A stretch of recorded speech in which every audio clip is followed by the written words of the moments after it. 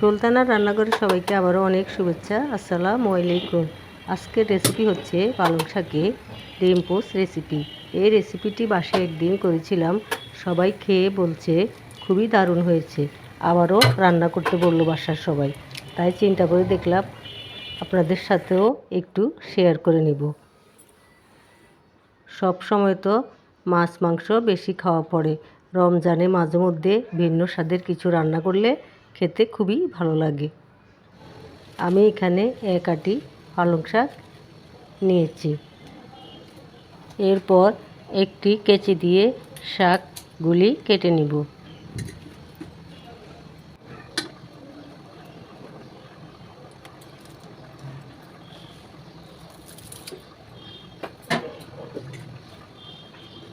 সবগুলি শাক কেটে নিব।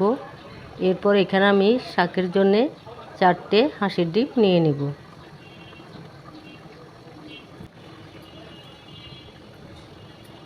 আবারও শাকগুলি একটি কেচি দিয়ে ছোট ছোট করে কেটে নিব। এরপর ভালো করে ধুয়ে পরিষ্কার করে নেব।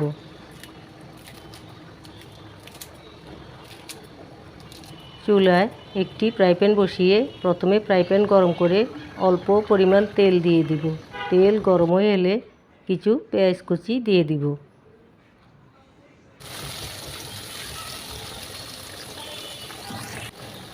পরিমাণ মতো লবণ, হলুদ, জিরা ধনিয়া, 1.5 টেবিল চামচ মরিচের গুঁড়া দিয়ে দিব। অল্প পরিমাণ রসুন দিয়ে দিব। দিয়ে ভালো করে মশলাগুলি কষিয়ে নিব। একটা জিনিস মনে রাখতে হবে, যেমন শাক, লাউ, পেঁপে কিছু সবজি আছে, হলুদের পরিমাণ কমিয়ে দিতে হয়। হলুদের পরিমাণ বেশি দিলে খেতে হলুদের গন্ধ লাগে। এরপর শাকগুলি দিয়ে ভালো করে নেড়ে চেড়ে ঢাকনা দিয়ে কিছুক্ষণ রান্না করে নেব।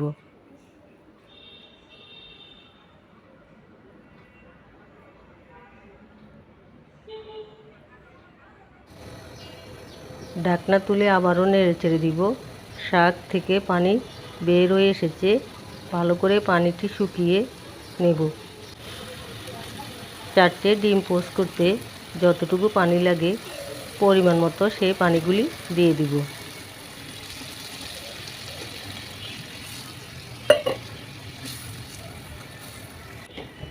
এরপর আস্তে আস্তে ডিমগুলি ভেঙে দিয়ে দিব।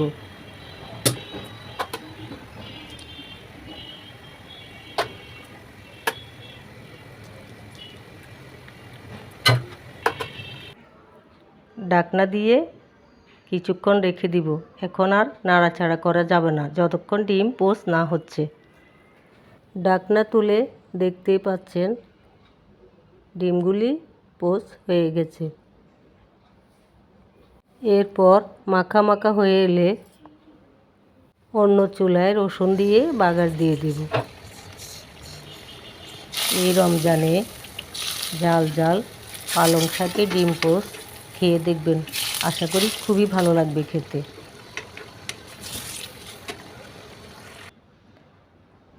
এরপর একটি প্লেটে পরিবেশন করে নিব।